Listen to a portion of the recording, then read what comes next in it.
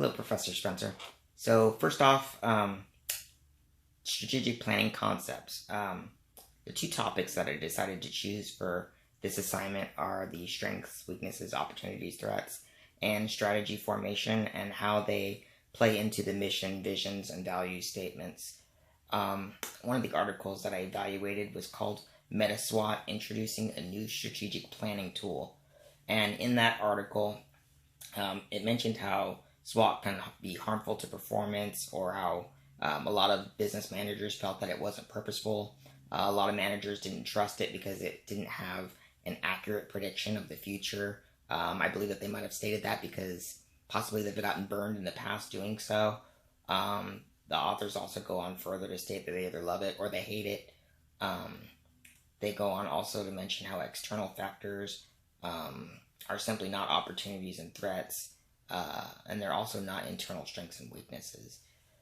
The authors go on further to state how they introduce this acronym called FAR OUT, which means future-oriented, accurate, resource-efficient, objective, useful, and timely. Basically, they did the resource-based view, discussing how resources are more important than the environment itself. So, in other words, if you don't have enough resources to satisfy what your customers or the environment needs, then you shouldn't necessarily attack that market. Maybe attack another market that you do have the resources, you do have the capabilities in order to satisfy what the market needs. They also mention how planning should start with what an organization can do and not necessarily what opportunities are available. True value can't be understood unless resources are paired with external exploits for opportunities. Also, they want to reduce their threats. Evaluation of an organization should be evaluated based on if it can serve a market, not whether it might be able to compete. So in other words, they were discussing how the market is far out, or the SWOT analysis should be far out, as well as conducting the strengths, opportunities, weaknesses, and threats. And the other article I evaluated was by an author by the name of Kobina. The article was called SWOT Analysis as a Strategic Planning Tool for Companies in the Food Industry. In that article, the author mentions how tools are resources to ensure transition of changes. Plans involved and are meant to be changed. Internal and external tools such as balanced scorecards, the KPI, the BASF, and others are more firm-centric.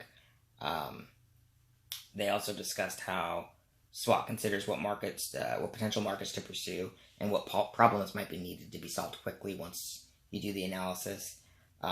They also mentioned how strengths and opportunities can be compared, strengths and threats, weaknesses and opportunities, and weaknesses and threats.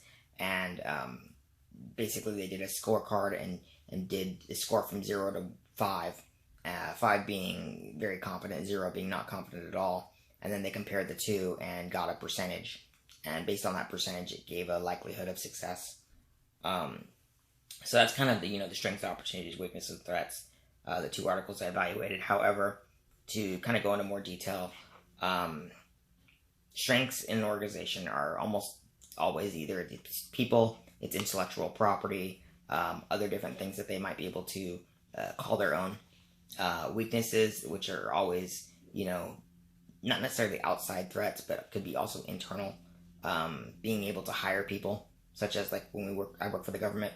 One of the weaknesses is trying to get people on board that are educated, that can get the job done, and that are willing to accept less pay for the most part.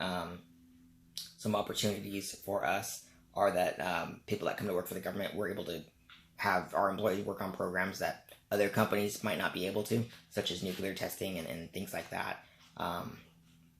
And then some threats, where I work are basically having contractors being able to compete and outbid or outperform our organization. So next, I'll go into strategy formation. The article I reviewed was Resolving the Planning Conundrum in New Venture Creation, an adaptation of Mintzberg Strategy Formation Perspective. Now, in there, they basically discussed why do entrepreneurs fail. One of the things that they had concluded was because they lose their theoretical perspective because written plans do not necessarily have a business model showing the exploitations of what their business can do with their opportunities given. It also says that past studies do not include other variables contributing to success, such as, just leadership skills and things like that of an entrepreneur. Too much emphasis on planning and less on the process itself, on strategic formation. The author also discusses how Mintzberg states that some strategies are deliberately planned and others are not. They give an example of one organization called Pampered Chef, how it was more focused on their plan. The owner wanted to stay at home to be able to take care of their kids, while at the same time be successful and run a business. And then they also discussed how other companies, very rare, but still other companies, became successful and didn't have a plan, such as Google. They discussed how they just basically created a search engine and found out how to make money after the fact. They also brought up Harriet and Lohman, I believe, was the authors of this article. They discussed how intended strategies that get realized are deliberate strategies, and intended strategies that do not get realized are called unrealized strategies. And then they go on further to state that when realized strategies were never intended, they are called emergent strategies. So from that, I can understand that basically they created a strategy, and if it played out how they intended it to be, then they called that a deliberate strategy. However, when they created a strategy and it didn't turn out to what they thought it would be, they called it an unrealized strategy. And then the last one, when they thought something would happen, but they weren't sure how it would come about being, and it came about being not as what they thought how it would be, then they called that an emergent strategy. Another thing that they mentioned was that some strategy formations work and some do not, which makes sense because when you plan something out, if you can never see the future.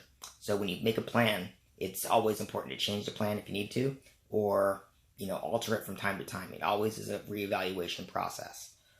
So the last article I looked at was by an author called McCarthy. The article is called "The Impact of the Entrepreneur's Personality on the Strategy Formation and Planning Process in Subject Matter Experts."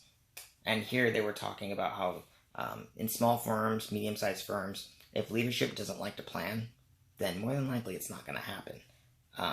They also went on further to discuss two types of entrepreneurs, the charismatic entrepreneur and the pragmatic entrepreneur. They were discussing how pragmatics fear risk, but are usually behind the curve when it comes to innovation, and pragmatics fear stretching the business too thin. So basically, they don't want to venture off into a bunch of different avenues and have those avenues have a deep impact on the company. They're more focused on building the organization at a slower pace. They also discussed how internal crises occur, and they move charismatics and pragmatics closer to realization of the organization.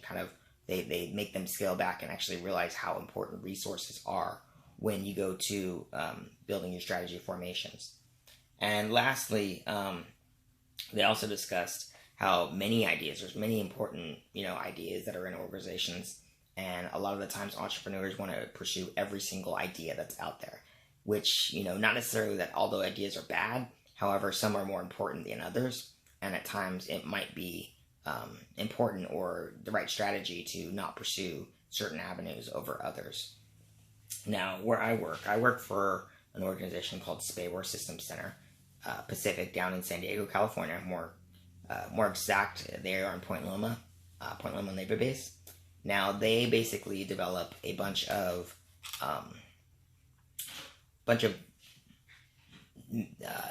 capabilities that go on the naval ships that support our warfighters. Now, as far as SWOT analysis is concerned, what we don't really do is we take on a lot of projects because we need the funding. However, a lot of the times I believe we take on projects that don't make sense necessarily for our organization. So a lot of people view our organization as a subcontractor or not even part of a government agency. However, we are. Basically, the way that we receive our funding and our money is other government commands will contract with us to build capabilities to go on their ships. And a lot of the times, like I said, we take on more work than we should because We have over 1,500 people employed in our department alone. I'm responsible for about 600 people. But our strengths, if I were to evaluate ourselves, our strengths are our people. We do have the most talented engineers that work for us. Some of our weaknesses is, like I said, we take on more work than we should. Another weakness is too is, since we are a government organization, when we do hire people that aren't as efficient as they should be, or hardworking as they should be, it's kind of hard to let them go.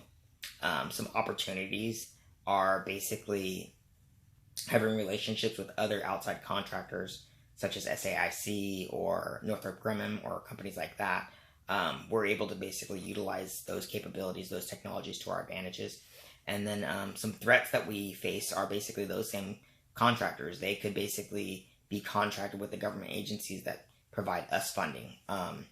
Some other threats, are basically like government funding and having Congress shut down the government. That's always a potential effect that could happen. Now, as far as strategy formation, a lot of the times, we do have a portfolio manager, and we try to align our projects that we do select to our mission, to our vision, and to that coincide with our values. However, there are times where we take on work just to keep people working. We can't have people not working and have money being burnt, so to speak. So I think that if we focus more on how our mission and our visions align with the projects that we choose, I think that it would be beneficial. However, since we're kind of in that weird realm, it's almost like we're always changing our vision and changing our mission and changing our values to be able to fit with the projects that we select, and also to be able to fit the changing nature of the warfighter and what they need. The world is always changing, and it's important that we're able to